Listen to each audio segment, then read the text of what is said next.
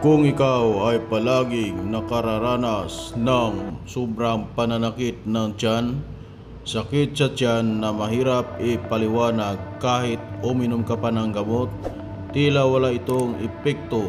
Halika at pag-usapan natin kung papaano mo ito kukontrahin.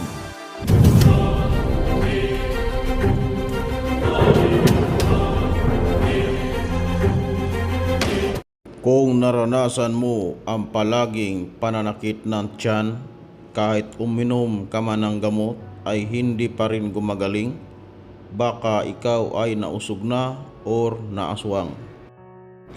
Kumuha ng isang basong tubig at usalin ang mga salitang ito at iihip sa tubig bago ito inumin at iihip sa tuktok ng may sakit kung ikaw naman ay manggagamot. Verbum carum pactum it abit Jesus Nazareno, que tati, que murcio, birsi, orni Jesus, usalin ng 3 bisis.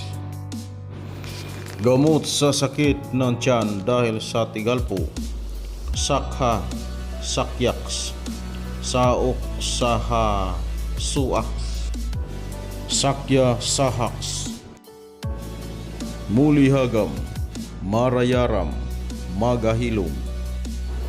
Kontra usog, ibulong sa maligamgam na tubig na may kunting asin. Crucis Benedictus Pilabit Igusum Amen. Usalin ito ng 3 bisis at iihip sa tubig ng 3 bisis. Kontra aswang, hindi kanila malalapitan. Usalin ng 3 bisis at iihip sa isang basong tubig saka inumin. Pwede rin iihip sa direksyon ng aswang. Alilitong, ito rin ang para sa aswang kung kayo ay inaaswang.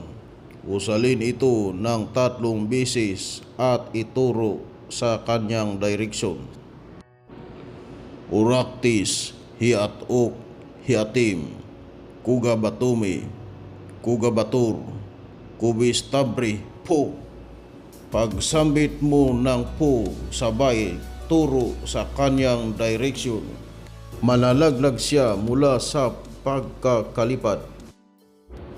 At ito naman ay para sa mga maligno kung ikaw ay nasa kabundukan o kagubatan habang naglalakad at bigla ka na lang hinarang ng mga maligno sa iyong daraanan. Ibulong sa daliri, hiprom hiparom, sa tisisihis, kuikupis igusum, morbosikot ko, sabay turo sa direksyon ng mga maligno. Paalaala, ang mga salitang ito ay lubhang mahiwaga. Gamitin sa tama at may paniniwala at respeto, at huwag gagawing biro dahil may balik ito na bad luck sa iyo kapag ginamit mo sa kalukuhan.